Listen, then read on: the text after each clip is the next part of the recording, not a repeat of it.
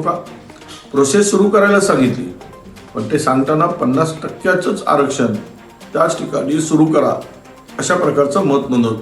म्हणजे याचाच अर्थ असा की महाराष्ट्रातील 34 जिल्हा परिषदापैकी 12च जिल्हा परिषदेच्या निवडणुका होऊ शकतील किंवा त्याचे प्रोसेस सुरू होऊ शकतील. ओबीसी नेते बमरात आव्हाडे यांनी निवडणुका 27% आरक्षणासह होणार असल्याचं मत व्यक्त केलं आहे. की ज्या नगरपंचायत नगर परिषदाच्या निवडणुका येत्या 2 तारखेला होऊ घातलेल्या आहेत आणि महानगरपालिका जिल्हा परिषदेच्या निवडणुकीची घोषणा थोड्या दिवसामध्ये होणार आहे. अशा वेळेस 27% ओबीसीला आरक्षण देऊन निवडणुका घेण्याचा महाराष्ट्र सरकारने जो निर्णय घेतलेला आहे त्याला कुठल्याही प्रकारची स्थगिती आजच्या घडीला सर्वोच्च न्यायालयाने दिलेली नाही आणि त्यामुळे ह्या निवडणुका 27% आरक्षणासहज होणार आहे. पुढील सुनावणी पुढच्या 21 जानेवारीला होणार आहे. पण एकदा ह्या निवडणुका पार पाडल्यानंतर आणि सर्वोच्च न्यायालयाचे स्वतःचेच हे निर्णय होत असल्यामुळे पुढे सुद्धा त्या निवडणुका रद्द होतील असं मला वाटत नाही. दरम्यान सुप्रीम कोर्टाच्या निकालावर लक्ष्मण हाके यांनी कोर्टामध्ये इम्पेरिकल डेटा सादर करण्याची मागणी केली आहे. आम्ही सन्माननीय न्यायालयाच्या या निर्णयाचं स्वागत करतो पहिल्यांदा. पण आता लार्जर बेंच जे बनवलेलं आहे त्याची हिअरिंग घेत असताना महाराष्ट्रानं अनुभवजन्य डाटा गोळा केला का, इम्पेरिकल डेटा गोळा केला का? कारण बांठिया समितीनं जी आकडेवारी ओबीसींची दाखवलेली आहे ती महाराष्ट्राच्या डोळ्यात धुळफेक करणारी आहे. त्यामुळं बांठिया समितीच्या शिफारशी महाराष्ट्र शासनाने लार्जर बेंचसमोर देऊन अनुभवजन्य व्यापक असा सर्वे करावा, सुप्रीम कोर्टानं सांगितलेली ट्रिपल टेस्ट करावी आणि मग लार्जर बेंचसमोर हे हिअरिंग व्हावं. आणि आत्ता जो सन्मान्य न्यायालयानं जो निर्णय घेतलेला आहे या निर्णयाचं तमाम महाराष्ट्रातल्या ओबीसी विजयंती एसबीसी बांधवांच्या वतीनं या निर्णयाचं स्वागत करतो. 2 डिसेंबरपर्यंत महायुतीमध्ये राजकीय भूकंप होण्याचे संकेत. मला 2 तारखेपर्यंत युती टिकवायची आहे, रवींद्र चव्हाण यांचं सूचक वक्तव्य. 2 तारखेपर्यंत मला युती टिकवायची आहे, मी नंतर उत्तर देईन. हे खरं आहे का? पण दिलं चांगले म्हणतायत ते खरं आहे का? खोटं आहे. खोटं आहे का? मित्रपक्षांनी एकमेकांबाबत बोलताना तारतम्य बाळगलं पाहिजे. पुढेही युती टिकवायची आहे का असं चव्हाण यांना विचारा. खासदार श्रीकांत शिंदे यांचा सवाल. इलेक्शन आता 2 महिने आहेत. इलेक्शन नंतर जे आहे केंद्रामध्ये पण युती आहे आणि राज्यामध्ये पण युती आहे. तर प्रत्येकाने प्रत्येक नेत्याला शिंदे साहेबांनी पण सांगितलेलं आहे, मुख्यमंत्री देवेंद्र फडणवीसजींनी पण सांगितलेलं आहे, जेव्हा प्रचार करत असतो जेव्हा खालच्या पातळीवरती प्रचार करू नये. 2 डिसेंबरपर्यंत युती टिकवायची रवींद्र चव्हाण म्हणाले. 2 डिसेंबरपर्यंत मला माहिती नाही ते काय बोलले, मला माहिती ना. मग त्यांना विचारा, त्यांना पुढे पण टिकवायचे का. त्यांच्या डोक्यात काय चाललंय याची कल्पना आम्हाला नाही. मतदानानंतर बघू. संजय शिरसाट यांनी चव्हाण यांच्या वक्तव्यावर ही प्रतिक्रिया दिली आहे. ठीक आहे, आता त्यांच्या वाक्याचा निश्चितच त्यांना काय त्यांच्या डोक्यात चाललंय कल्पना नाही, परंतु आम्ही या प्रकरणामध्ये सर्वांनी दखल घेतलेली आहे. आम्ही वेट अँड वॉचच्या भूमिकेमध्ये आहोत. 2 तारखेनंतर नेमकी त्यांची भूमिका काय असेल त्यानुसार आम्ही आमचं सुद्धा स्टेटमेंट निश्चित देऊ. हे फडणवीसांचं सरकार आहे, जास्त वळवळ कराल तर कापून काढू. आशिष देशमुख यांनी विरोधकांना खुलेआम धमकीच दिली आहे. हे फडणवीस साहेबांचं सरकार आहे. गृहमंत्री मुख्यमंत्री नागपुरातले आहे. जास्ती वळवळ केली तर फडकून टाकू तुले अर्धा. कोणालाही घाबरून देण्याची गरज नाही. आशिष देशमुख तुमच्या पाठीशी गंभीरपणे उभा आहे. मी अशी धमकी दिली तर माझ्यावर गुन्हा दाखल होईल. देशमुखांवर देखील गुन्हा दाखल करा. अंबादास दानवे यांची मागणी. फडकून काढू नये कापून काढू म्हटलेलं त्यांनी. जर एवढी मस्ती आशिष देशमुखांना आहे, फडणवीस रोज कायद्याचं राज्य येईल म्हणतात, कायदा कोणाला हातात घेऊ दिलं जाणार नाही असं म्हणतात, आणि तुमचेच बगल बच्चे कापून काढून फडकून काढून गप्पा करतात. तसे ते तोंडात भरलेले, त्यांच्यात तेवढा दम नाही आहे. पण अशा पद्धतीनं तुमचे आमदार धमक्या देतात. जर दुसऱ्यांनी असं कापून काढ म्हणलं तर तुम्ही काय कराल? समजा मी म्हटलं की उद्या आपण यांना कापून काढू, चला आशिष देशमुखांना कापून काढू असं मी म्हटलं, समजा आशिष देशमुखांनी अशी धमकी दिली असेल तर लगेच माझ्यावर गुन्हा दाखल होईल. आणि म्हणून आशिष देशमुखावर गुन्हा दाखल झाला पाहिजे, धमकीचा गुन्हा दाखल झाला पाहिजे, आशिष देशमुखावर कारवाई झाली पाहिजे. गृहमंत्री सक्षम आहेत, त्यांच्या अधिकाऱ्यावर गदा आणू नका असली वक्तव्य करून त्यांना अडचणीत आणू नका, संजय शिरसाट यांचा देशमुखांना सल्ला. आशिष देशमुखांनी गृहमंत्री आणि महाराष्ट्राचे मुख्यमंत्री हे सक्षम आहेत, त्यांच्या अधिकारावर गदा आणू नका, त्यांना त्यांच्या अधिकाराचा वापर त्यांना करू द्या. आपण अशा पद्धतीचे वक्तव्य करून देवेंद्र फडणवीस साहेबांना अडचणीत आणत आहात याचं भान ठेवलं पाहिजे. नाशिकच्या तपोवनमध्ये साधुग्राम उभारण्यावर आता वातावरण तापलंय. भाजप धर्माच्या नावावर भ्रष्टाचार करत असल्याची टीका ठाकरेंनी केली आहे. हा कुंभमेळा होतोय, गेल्याही वेळेला तिकडे कुंभमेळा झाला होता आणि तिथे येणारे जे हजारो लाखो साधू संत आणि भाविक आहेत त्यांची गैरसोय होता कामा नये याच्यासाठी सुविधा पुरवण्याचं काम हे सरकारचं असतं आणि असलंच पाहिजे. दुर्दैवाने गेल्या वर्षी प्रयागराजमध्ये जे काही घडलं, चेंगराचेंगरीमध्ये किती नेमके भाविक चिरडून त्याच्यामध्ये काही जणांना प्राण गमवावे लागले, काही जण गंभीररित्या जखमी झाले, त्याचा नेमका आकडा काय अजून आलेला नाही. तर थोडक्यामध्ये तिकडे भाविकांची आणि साधू संतांची गैरसोय होता कामा नये हे शासनाचं काम आहे. आता हे काम आहे म्हटल्यानंतर त्याच्यामध्ये पारदर्शकपणा पाहिजे. मुंबईमध्ये 2 ते 3 वर्षांपासून प्रदूषणाची पातळी वाढली आहे. भ्रष्टाचाराच्या प्रदूषणाचे ढग महाराष्ट्रावर आले आहेत. उद्धव ठाकरे यांची टीका. एकूणच मुंबईमध्ये गेले 2-3 वर्ष प्रदूषणाची पातळी फार मोठ्या प्रमाणात वाढलेली आहे. याही वर्षी आपण त्याचा अनुभव घेतो आहोत. जे काही रिपोर्ट्स येत आहेत त्यानुसार मुंबईची हवा ही आरोग्यासाठी घातक होत चाललेली आहे. आता काही जण असं म्हणतात, राज्यकर्ते असे कदाचित म्हणतील की इथिओपियामध्ये जो काही ज्वालामुखीचा उद्रेक झाला त्याचे ढग इकडे आलेत की काय. तर ह्याचा आणि इथिओपियातल्या ज्वालामुखीच्या उद्रेकाचा काडीचा संबंध नाही. हा इथे झालेल्या भ्रष्टाचाराच्या ज्वालामुखीचा उद्रेक आहे आणि त्यातून हे प्रदूषणा. अनेक वर्ष सत्ता गाजवली ते मुंबईत राहायचे. उंटावरून शेळ्या हाकणाऱ्यांना बाय करण्याची वेळ. एकनाथ शिंदेंची भाजप नेते संजय इंदुलकर यांच्यावर टीका. एकजुटीने या ठिकाणी आपल्याला काम करायचं आहे. खरं म्हणजे इथे गेल्या अनेक वर्ष ज्यांनी सत्ता गाजवली ते कुठे इथं राहायचे काय? हां, मुंबईमध्ये जायचे, मुंबईत राहायचे आणि तिथून सत्ता हलवायचे, उंट्यावरून शेळी हाकायचे. कसं काय विकास होणार? आणि म्हणून आता त्यांना टाटा करायचा वेळ आलेली आहे. हां, कुठे त्यामुळे करणार ना ते टाटा. हां, उभाट आहे, उभाटाला टाटा.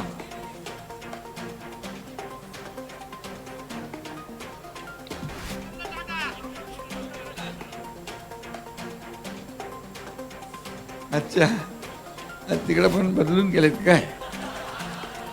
बदलीवर असतात वाटतं.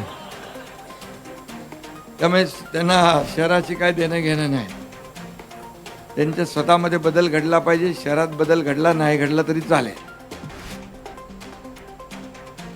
परळीमध्ये राजश्री मुंडे यांनी प्रचार फेरी काढली. विकासावर मतदान होणार, महायुतीचा विजय होणार असा विश्वास धनंजय मुंडे यांच्या पत्नी राजश्री मुंडे यांनी व्यक्त केला.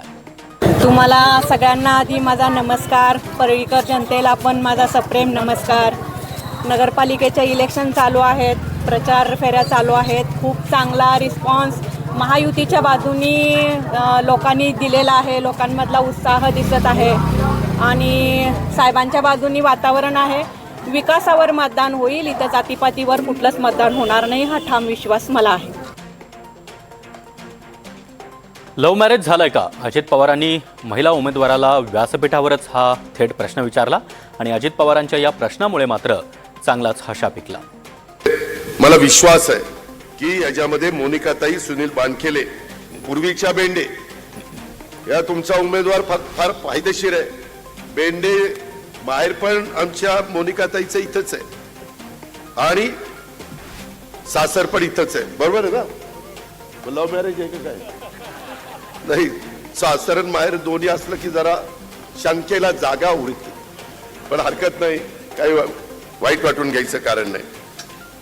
मित्रांनो, ह्याच्यातला गमतीचा भाग जाऊ द्या, परंतु ती भगिनी आपलं चांगलं काम करेल. धर्मध्वजावर बोट उचलणाऱ्यांचं बोट छाटलं पाहिजे. भाजप नेत्या नवनीत राणा यांचं वक्तव्य. राणांच्या वक्तव्यानंतर मात्र जोरदार चर्चा.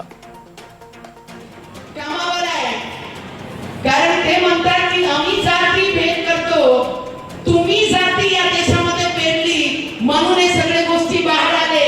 पाकिस्तानचे लोक बोट ते धर्माचे ध्वज जे आमच्या देशाचे प्रधानमंत्री लावला तिथे पाकिस्तानचे लोक बोट दाखवते. मी तर सरळ म्हटलं, जे बोट त्या अयोध्याच्या राम मंदिरावर जो बोट दाखवेल त्याची बोट छाटायलाच पाहिजे. अरे जो हमारे विचारों पे, हमारे देश के, हमारे विश्वास पे अगर कोई उंगली उठाता है तो उसकी उंगली काटनी ही चाहिए. इसमें कोई दूसरा विचार कोई नहीं करेगा. बांधकाम कामगारांसाठीच्या किटमधील मच्छरदाणीवरून गिरीश महाजन यांनी आक्षेपार्ह वक्तव्य केलंय. भडगावातील जाहीर सभेत महाजनांनी हे वक्तव्य केलंय. कामगारांना, बांधकाम करणाऱ्यांना त्याच्याकडे काय काय कारागिरांचं तिथे जातो, बांधकाम करतो, तर रेती सिमेंट चालवतो, त्याच्यामध्ये पाय कसे ओले होतात, तर पायाला सगळे चिखल्या येतात, सगळे पाय फुटतात. हाताने काम करतो, वीट रचतो, सिमेंट वापरतो, तिथे त्याचे हात फुटत आहेत. त्याला ग्लोव्ह दिले, त्याला मोठे गंबूट दिले, त्याला टोकर घालण्याला हेल्मेट दिले की वरतून खालून पडलं त्याचं जीव जाता कामा नये. त्याच्यावर टॉर्च दिली रात्रीच्या वेळेस आजार असेल तर काय काय दिलं, त्याला बॅटरी दिली, 4 तारी डब्बा दिला जेवण करायसाठी की फडक्यात बांधून घेऊन जाऊ नको, डबा घेऊन जा. मच्छरदाणी पण दिली. घरी गेला कामावरून थकून मागून नवरा बायको दोघी मच्छरदाणी झोपा, डास चावता कामा नाही. दिले की नाही? नंदुरबार नगर परिषद निवडणुकीमध्ये शाब्दिक चकमक पाहायला मिळते. एकनाथ शिंदे किती नगर परिषदा दत्तक घेतील? माणिकराव कोकाटे यांनी एकनाथ शिंदे यांना टोला लगावलाय. मला असं वाटतं ती राजकीय भाषा असावी. शिंदे साहेबांनी अशा प्रकारच्या अनेक ठिकाणी भाषणं केलेली आहेत की प्रत्येक नगरपालिकेला दत्तक घेण्याचं त्यांनी आश्वासित केलेलं आहे, परंतु त्यांना मर्यादा येतात. सर्वच नगरपालिका दत्तक घेऊ शकत नाही. आपल्याला माहिती आहे मांडी खूप छोटी आहे आमच्या माजी मुख्यमंत्र्याची, परंतु तरी सुद्धा त्यांचा राजकीय विचार त्यांनी मांडला असेल. पण या अगोदर त्यांनी कुठल्याही 10 वर्ष नगरविकास मंत्री असताना या अगोदर कुठल्याही नगरपालिकेमध्ये भरीव असा निधी दिलेला दिसत नाही. त्यामुळे आता निवडणुकीच्या निमित्तानं काही आश्वस्त देणं हे काही योग्य होईल किंवा हे आश्वस्त पूर्ण होतील असं मला तरी वाटत नाही. शिंदे गटाचे आमदार गुलाबराव पाटील यांनी वादग्रस्त वक्तव्यांची मालिका सुरूच ठेवली आहे. 1 डिसेंबरला लक्ष्मी दर्शनासाठी तयार राहण्याचं वादग्रस्त वक्तव्य त्यांनी केलं आहे. त्यांना तुम्ही एवढे साधे माणसं उभे केलेत, याच्यावरून लक्षात येईल त्यांच्याकडे एकच आहे, पैसा. लोक हुशार आहे. 22 तारखेला मतदान होतं, मागच्या वेळेस 21 तारखेला आमदारकीचं, 20 तारखेला 18ला लई लक्ष्मी फिरली, दारोदार फिरली. उठ बघता, काय झोपलायस, उठ, मी आली आहे, तुला प्रसन्न होते. बाहेर खाटी टाकून झोपा तुम्ही बी 1 तारखेला. लक्ष्मी येणार आहे, उठ बघता, काय झोपलायस, उठ. ती लक्ष्मी म्हणजे फक्त नोटा होत नाही, लक्ष्मी माझी माय बहीण ही सुद्धा असते. गुलाबराव पाटील यांच्याकडून सारवासारव.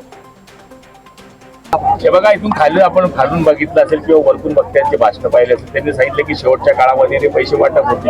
या आधारावर आम्ही बोललो आहे, कोणी पैसे वाटत असतील तर पैसे घ्या त्यांचे, आम्हाला काय करायचं आहे. पण आम्ही पैसे वाटताना सुद्धा विरोध करा हे सुद्धा या भाषणामध्ये आम्ही मांडलं आहे. या पद्धतीने चुकीचं आहे. नांदेड जिल्ह्याच्या बाबतीत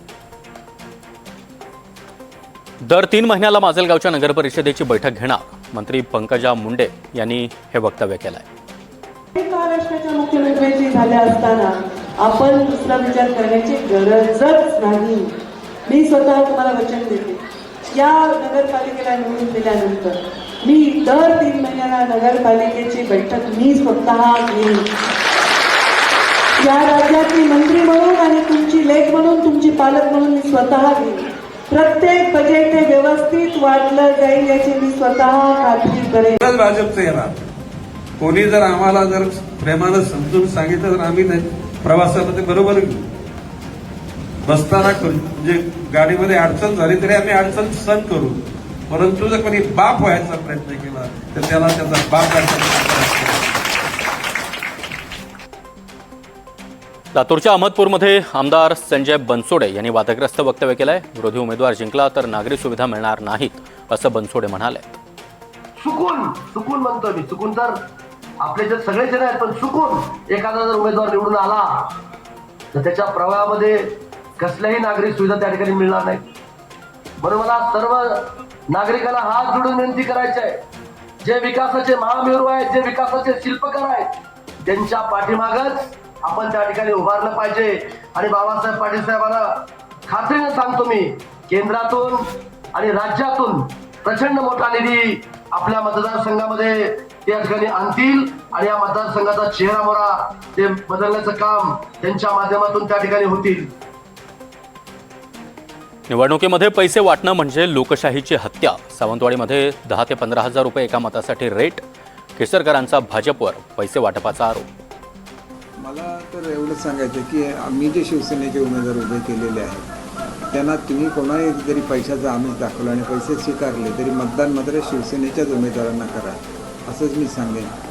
कारण आम्ही जनतेच्या हितासाठी आणि सावंतवाडीच्या विकासासाठी खऱ्या अर्थाने काम करून दाखवलेलं आहे. मनोज जरांगे प्रकांड पंडित आहेत. जरांगेंची पाकिस्तानमध्ये खूप गरज आहे. ओबीसी आंदोलक लक्ष्मण हाके यांचा जरांगेंवर निशाणा.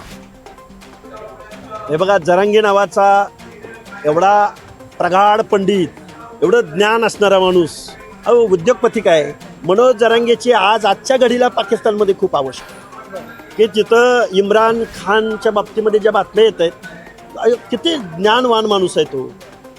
आरक्षणाचा बट्ट्याबोळ केल्यानंतर महाराष्ट्रामध्ये समाजामध्ये दुही निर्माण केल्यानंतर आज SCBCचा कट ऑफ जास्त आहे का ओबीसीचा कट ऑफ जास्त आहे याच्यावरती मराठा समाजातल्या विचारवंतांनी, प्रशासकीय अधिकाऱ्यांनी पुढे यावं. मग जरांगे हा समाजासाठी फायद्याचा आहे का तोट्याचा आहे याची एकदा अनालिसिस होऊन जाऊ द्या ना. आणि जरांगेने आता त्या बिझनेसमॅनमध्ये जाऊन काय करणार आहेत? खूप मोठा ज्ञानवान माणूस आहे. यांची कुठेतरी आंतरराष्ट्रीय युनोबिनोमध्ये कुठेतरी नेमणूक करावी. आम्ही महाराष्ट्र शासनाला तशी विनंती करू. मुंबईतल्या मराठ्यांनी अजिबात टेन्शन घेऊ नका. जोपर्यंत मी आहे तोपर्यंत कुणालाही त्रास होणार नाही. जरांगेंचं वक्तव्य. आपण नुसतं बोललं नाही पाहिजे तर कृतीसुद्धा केली पाहिजे. जर महाराष्ट्रातला, मुंबई शहरातला, मुंबईची सगळी टीम विरेनभाई असं यांनी जर ठरवलं आहे की व्यावसायिकाचं मार्गदर्शन आपण घेतलं पाहिजे, म्हणून मी मार्गदर्शनासाठी आलो आहे. भलं उद्घाटन असेल, परंतु कसे यशस्वी झाले व्यवसाय आणि कुणाला जर व्यवसाय करायचे तर त्यांनी कसं यशस्वी व्हायचं हे शिकण्यासाठी मी आलो आहे. कारण आम्ही आता ठरवलं जवळपास 1 कोटीच्या आसपास समाज एकत्र करायचा आणि आपण गोरगरिबांना व्यवसायाकडे वळायचं. तिजोरीच्या चाव्यांवरून महायुतीमध्ये घमासान सुरू आहे. नगरविकासचा निधी पत्रव्यवहार करून मिळाला नाही. भाजपचे आमदार राजू तोडसाम यांनी शिंदेंवर निशाणा साधला. नगर परिषदेच्या सर्वांगीण विकासासाठी या राज्याचे सन्माननीय मुख्यमंत्री देवेंद्रजी फडणवीस आहे एवढे सक्षम आहे. तुम्हाला सांगतो, भले ते उपमुख्यमंत्री असेल, आमचा नेता गब्बर आहे, आमचा नेता बॉस आहे. आमच्या नेत्याच्या सहीशिवाय तुमचं सुद्धा भागत नाही. सन्माननीय मुख्यमंत्री जो निर्णय घेतील तोच निर्णय सन्माननीय आमचे उपमुख्यमंत्री एकनाथजी शिंदे साहेबांना घ्यावं लागेल. त्यांनी सांगितलं माझ्याकडे नगर विकास खातं आहे, मी कोणताही मतभेद करत नाही. मी तुम्हाला सांगतो, सन्माननीय उपमुख्यमंत्र्यांना मागच्या 10 महिन्यामध्ये जवळपास 25 ते 30 करोडचे पत्रव्यवहार केला. काही पत्रव्यवहार पैसे मिळाले नाही. जे पैसे मी आणले ते माननीय मुख्यमंत्री यांच्या शिफारसीने जवळपास 12 कोटीपेक्षाही जास्त पैसे त्या मागच्या 2 महिन्यामध्ये आणले आणि ते माननीय मुख्यमंत्र्यांच्या विशेष प्रयत्नातून आले.